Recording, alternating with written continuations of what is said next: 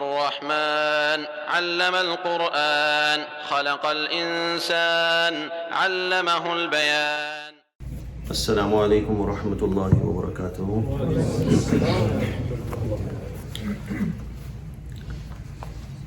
نحمده ونصلي ونسلم على رسوله الكريم. أما بعد. My dear respected brothers and sisters,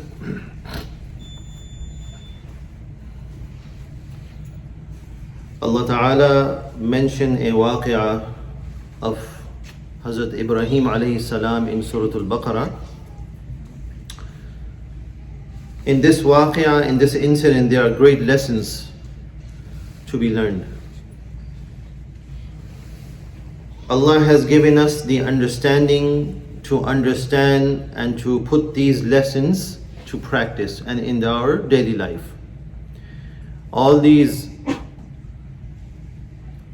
qisas, these stories of the prophets alayhimus salam are mentioned is that it's not just stories but to learn a lesson from them and apply them in our lives. Allah draws our attention by reminding us that remember وَإِذْ قَالَ إِبْرَاهِيمُ, that when Ibrahim said أَرِنِي كَيْفَ تُحْيِي الْمَوْتَى,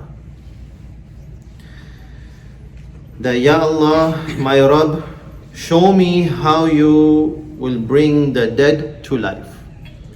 How are you going to bring the dead back to life? As Allah mentioned, and of course in the previous nations the prophets came and they always told the people to believe in Allah, to believe in the prophets and the life hereafter. That when you're going to die and you're going to be resurrected again. So Ibrahim alayhi salam is saying, Arini kayfa tuhyi al-mawta, show me, Ya Allah, how are you going to bring the dead back to life? How are you going to give that life back again? So Allah said, Allah said, Awalam tu'min, don't you believe, O Ibrahim?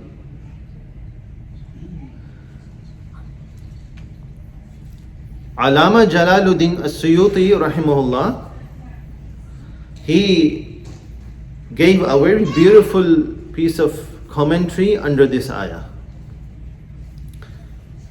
He said that Allah asked him a question, Awalam tu'min, don't you believe? Deliberately, despite Allah knows the answer. Allah knows. Right? Allah knows. That why is Ibrahim alayhi salam asking this question? Allah knows. And Allah knows that he has full iman and full yaqeen, conviction in Allah.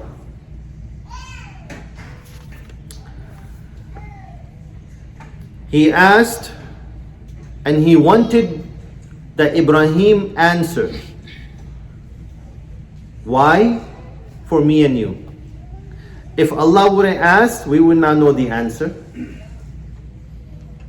There's always a reason behind, right? So Allah asked a question and he said, Awalam tu'min, don't you believe? And so whatever answer that Ibrahim alayhi salam gave is for us, me and you.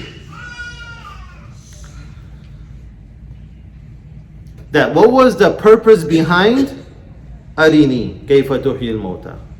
Show me how you will raise the dead. What was his purpose? Now here Ibrahim replied alayhi salam, Bala, of course Ya Allah, I believe. I have 100% full yaqeen, no problem, no doubts. But he said, وَلَكِنْ لِيَطْمَئِنَّ قَلْبِي, is for my heart to become tranquil, to become peace. By understanding this, three things we need to mention. That yaqeen are three types. One is ilmul yaqeen. The second is, ilmul yaqeen, the certainty of knowledge. Ainul yaqeen, the certainty of seeing. And haqqul yaqeen.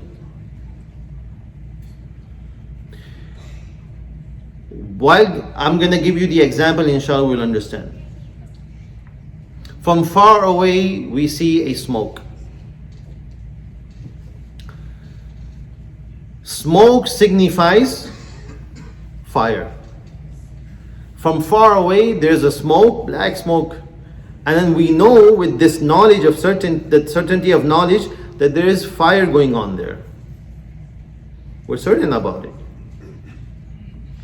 And then when a person goes to that place where fire is burning and blazing, we are seeing it. That is called Ainul Yaqeen. Now we have more certainty in it.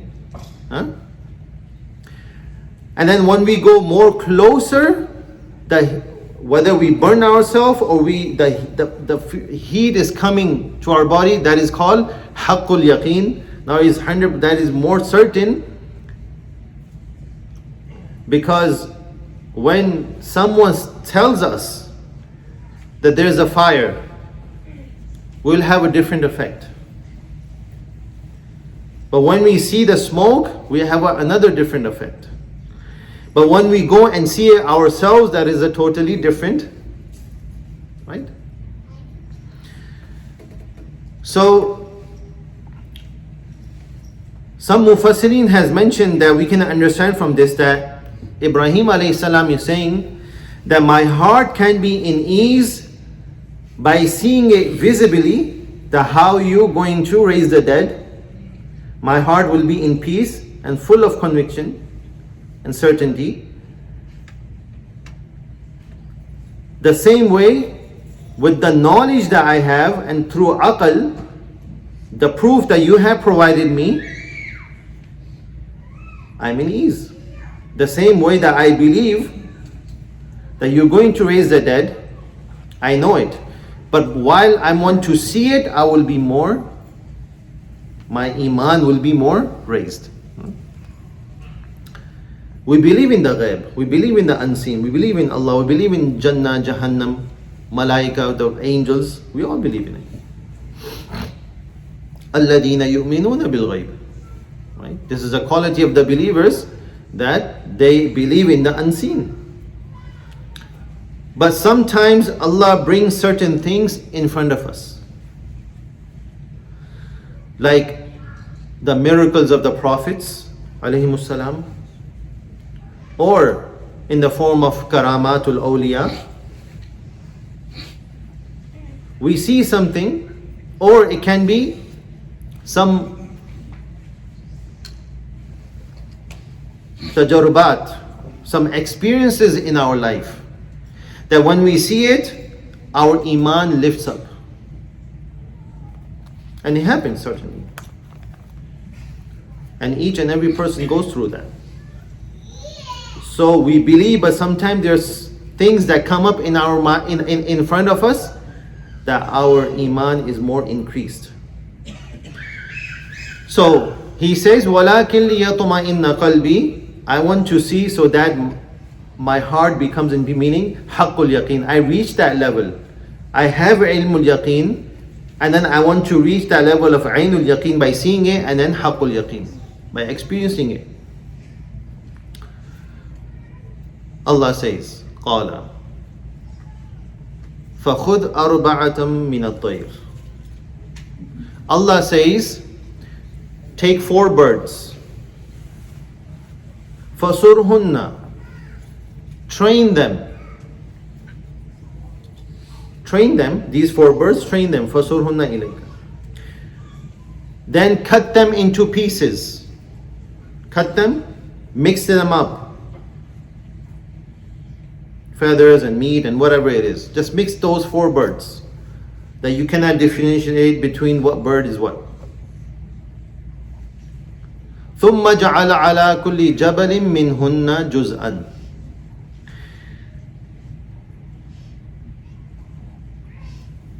Put the meat different places on a hilltop, Then يَأْتِينَكَ سَعْيًا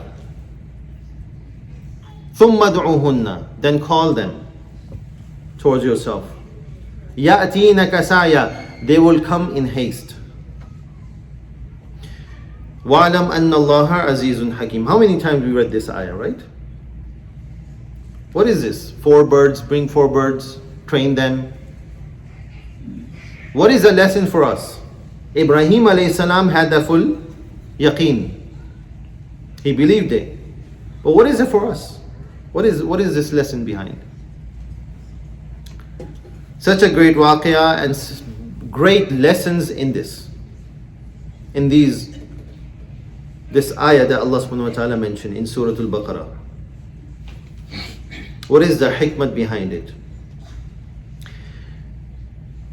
Allama Jalaluddin Suyuti rahimullah, he mentions in his tafsir that what kind of birds were there that Ibrahim alayhi salam picked. So it is mentioned, he mentioned in his tafsir that the first bird that he picked is Taus, peacock. The second was Nasr. What is Nasr? Vulture. And the third,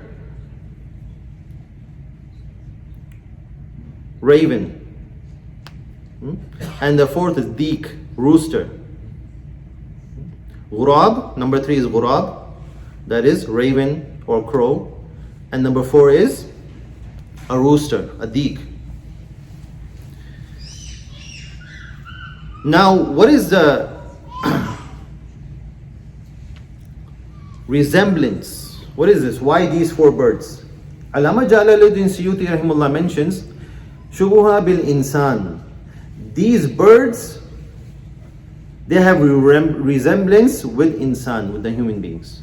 Every bird has its quality. You know, there's a book of Allama Demiri.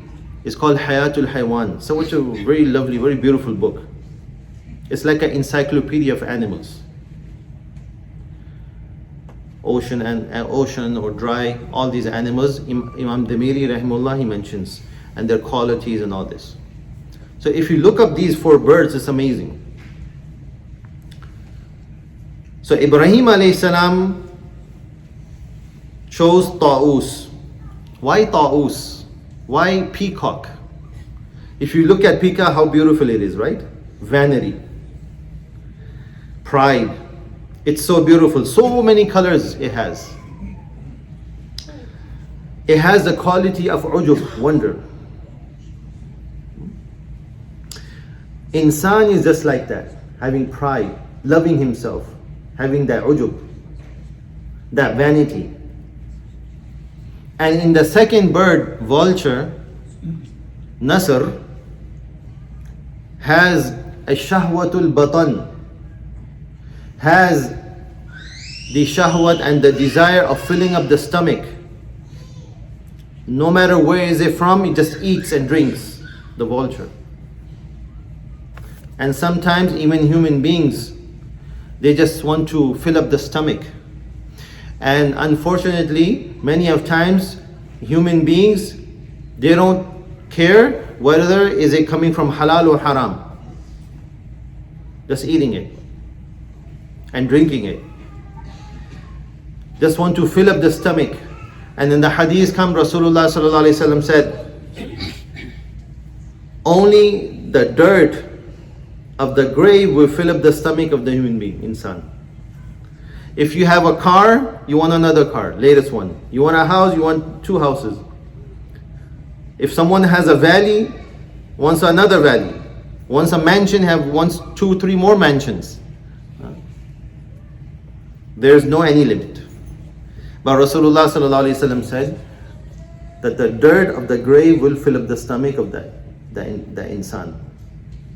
Shahwatul batan, it has that quality, vulture.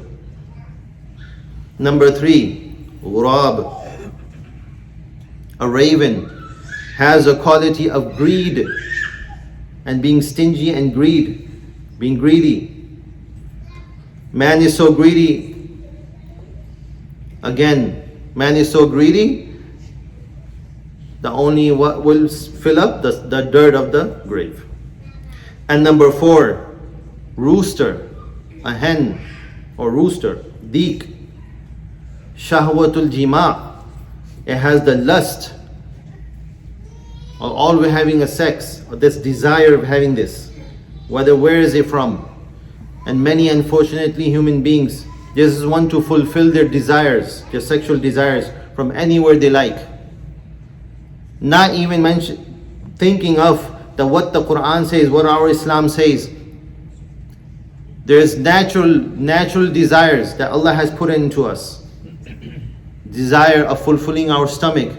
We have to see whether it's halal or haram, whether we are consuming. The sexual desires, whether it's halal or haram. But unfortunately, we're using the wrong ways, the haram ways.